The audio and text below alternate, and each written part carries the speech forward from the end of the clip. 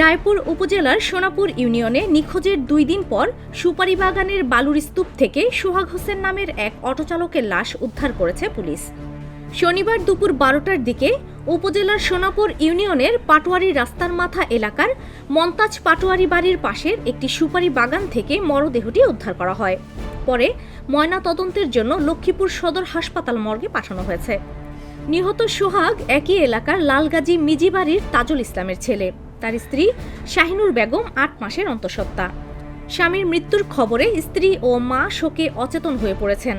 পরিবার সূত্রে জানা যায়, গত বৃহস্পতিবার সকালে ত্রয়োদশ জাতীয় সংসদ নির্বাচনের দিন বাড়ি থেকে বের হওয়ার পর থেকে সোহাগ নিখোঁজ ছিলেন।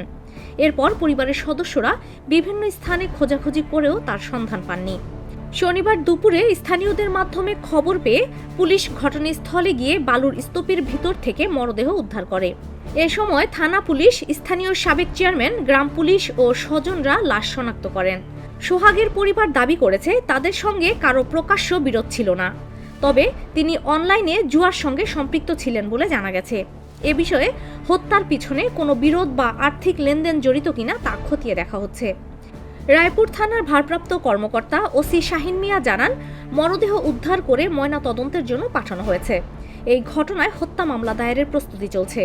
ঘটনার সঙ্গে জড়িতদের শনাক্ত ও গ্রেপ্তারে পুলিশ কাজ করছে।